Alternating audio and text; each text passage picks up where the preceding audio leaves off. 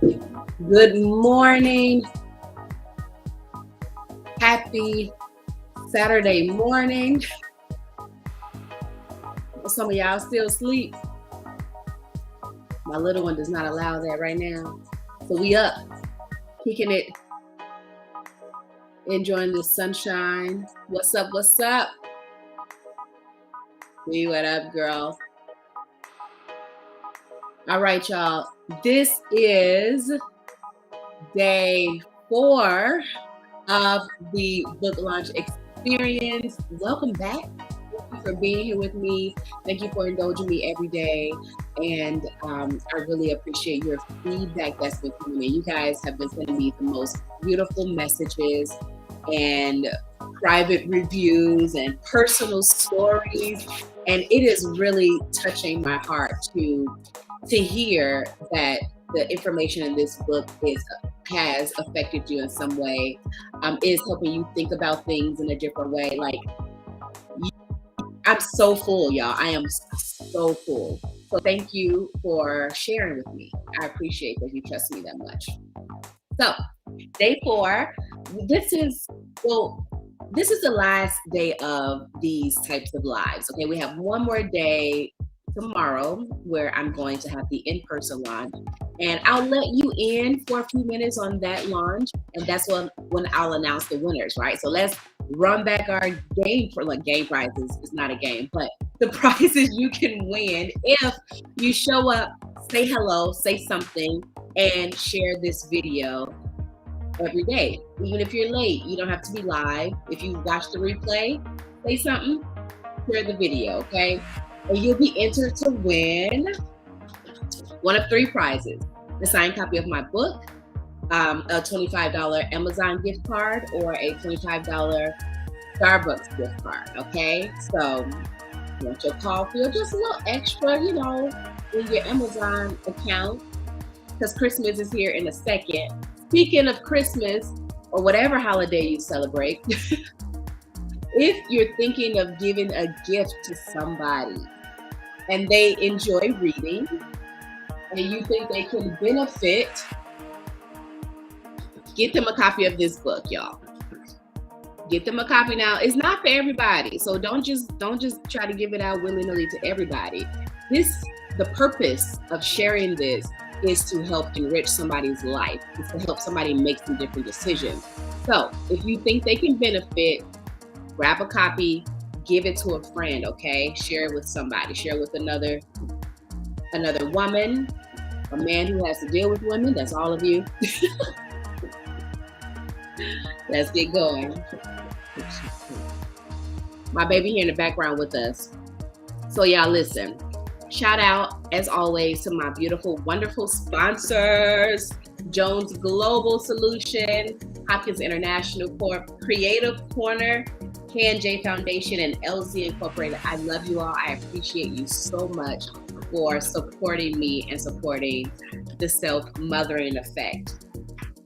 Now, today, I want to briefly, did y'all see yesterday, I posted that the book was number 1, and it was like in mentally emotional something, the category.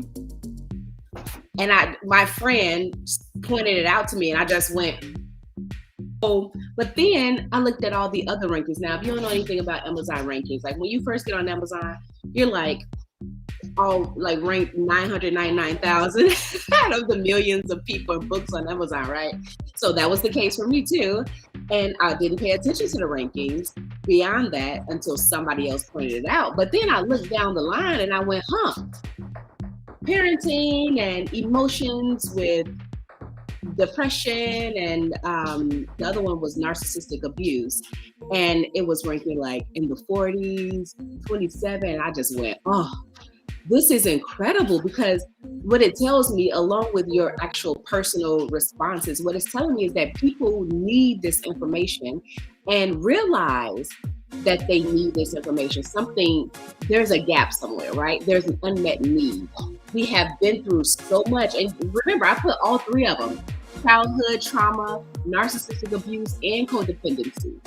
And as a as a nation, as a whole, we've been going through awakening to these things within us or around us. We're seeing more and more conversation or having more and more conversations about narcissists, about childhood trauma. We're bringing stuff up and out so that we can transcend it. So that's what this is all about, transcending. And all week, I've given you a little bit of the reasons, but one part that I think, I don't know if people don't understand it or don't believe it, but I think the importance of generational trauma patterns and breaking those is lost amongst too many people. And yellow music, turn it off. So that part is really what I want to touch on today, because people think, oh, it's no big deal. I don't have to make the same decisions my mom made or my dad made, or I'll just, get a partner that is different. And usually what happens? You get older and you turn into your parents. You wish you try your best not to, but you do. You turn into your parents. And for me, my biggest fear was to be like my mom. That was my biggest fear and why I didn't want to have children for a very long time. And I was scared. That's the truth. I was scared. I was scared that I would make bad decisions. I was scared that I wouldn't know what the heck I was doing. I was so afraid. So I had my first child at 30, which still felt early to me. But I went ahead and did it. And that was my pivotal changing moment, though. That was my, dare I say, my rock bottom in a way. It was the moment that made me realize how important it was for me to do something about my situation. I remember being maybe like 5-6 months pregnant, sitting in this little room, which was to be her nursery, the first baby. And I had shades drawn. I had a blanket over the window, y'all, like over the shade. So absolutely no light can get in the room. And I just had this rocking chair and a TV. And I stayed in that room day and night, day and night. I did not go and get in the bed. It was like I just had this epiphany, and I was deeply depressed. But I just had this epiphany that I had the very thing I was afraid of was happening. Like I was having the same type of experience with this narcissist that my mom had with her narcissist. Y'all read about that in the book. I tell you, it's a juicy story. You'll see. You'll see. It's a very nice, juicy story that I'm not going to tell right now. But that turning point changed my life. Just saying, and I didn't even know about generational trauma patterns. I didn't know the science behind it. I didn't know that you could actually do something about it. I just knew I have fallen into the same trap in dealing with this type of person. And I felt abused and I felt trapped and I felt helpless. That's what it was. I felt helpless. You see my child trying to pull my shirt up. Hey, hey, hey. Not on camera, kid. Y'all, she about that milk life. She is trying to get it. Hey, hey, mommy's working. Say hi. Say hi. Hi. Hi. Hi. We have to wait for that, okay? Oh my goodness, y'all. It's all right. She'll be okay. So look. Zaddy. She messing up my story. What was my point? Okay. She's like, I'm gonna have to give her the milk. Okay, come on. But see, look, y'all on Instagram though, you ain't getting no free boob shots now. Come on. Oh my goodness. The assault on national TV. Oh gosh. Anyway. I know, right? Even though she's not hungry, that girl has had a whole entire breakfast. But is what it is. She's one. She has a wonderful life, but she gets to pull mommy's shirt up. Anyway, goodness. So I was saying, I didn't know the science behind generational trauma patterns, but I did know that I was falling into the same traps, even though I thought I was making different decisions. And that's what happens often. We go, I'm going to do something different. And so we do, but the trauma is so deeply rooted that you can't get away from it. You can't get away from your DNA. You can have plastic surgery, but when you have kids, they're going to have your old nose and your old face. You know what I mean? Like, you can't get away from DNA. And that's the same idea with trauma. It is in the DNA. So, of course, I was making some of the same mistakes. Even though I tried my best not to, I still was, because it was deeply rooted. And it was like I just started having this epiphany. Like, I am failing. That's what I said to myself. And I sat in that room for days, just apologizing to my baby. Like, I am so sorry I put you in this position. I'm so sorry you had, like, I feel different about it now because it is, everything is purposeful. But at the time, it was like, oh my God, Crescenda, you failed. How could you do this? Why would you hook up with a narcissist? Like, what now? What? Read the book. You'll see what happens. Read the book.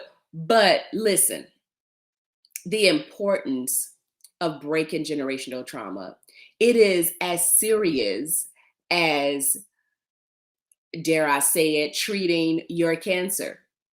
Trauma is a cancer. Trauma probably literally caused cancer. They just haven't come out with the studies yet. But listen, it's like a cancer. It will kill you. It will rot you from the inside out. And to heal you means that you can heal generations to come. Your children, their children, your parents, your grandparents. Hey, morning. What's up?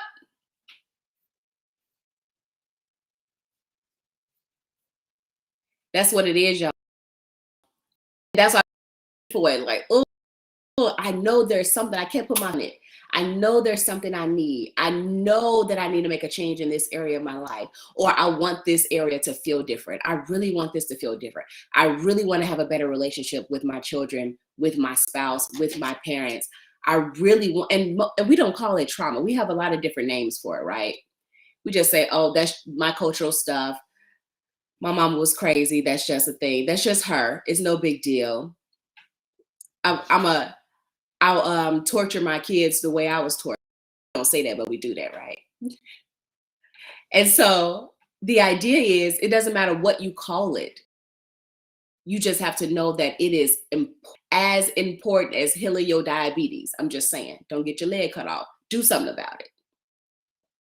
Okay? All right. My analogies are whack this morning. That's all right. You know what I'm trying to say. So in other news, I love this mug. Be careful or you'll end up in my novel. My clever friend brought me this because if you do read my book, you'll notice that there are a lot of people that I talk about in the book, and it's nowhere near a tell-all, but there is some significant telling in these pages that is quite entertaining. It's educational, but it's very entertaining as well. The stories, I mean, I've had people calling me mad after reading chapter 1. I get it, but keep reading. Don't stay there and be mad. Keep reading. It gets better. And the stories are great all throughout. So you'll enjoy it. You'll enjoy it. But y'all, remember, say what's up. I see you. And share this video. And tomorrow, you want to look for me around 2 p.m. to 2:15 in the afternoon, Central Standard Time on Sunday afternoon. And I will announce the winners, okay? Of course, I'll post it too. So if you can't be live, I'll post the winners and get those prizes to you. A signed copy of my book, or a $25 Amazon gift card, or a $25 Starbucks gift card, okay? And we'll probably just make it virtual as much as possible, so it'll be easy. But yo, in the meantime, think about who you can impact with this type of story, with this type of step-by-step guide. Who can you impact? How can you pass it on? Pass it down. Give back. Okay? and share it with them. If y'all want a signed copy, please just message me on the side and we'll work that out. Otherwise, that's it for today, y'all. I don't want to be here all day. I just want to say hi. Thank you for being here. And this is important. Can you buy the book tomorrow? You can buy the book tomorrow. Yes. The physical book. Or you can buy the electronic version or the physical book on Amazon. All right, y'all? Peace and love. Let me get this baby the boob again.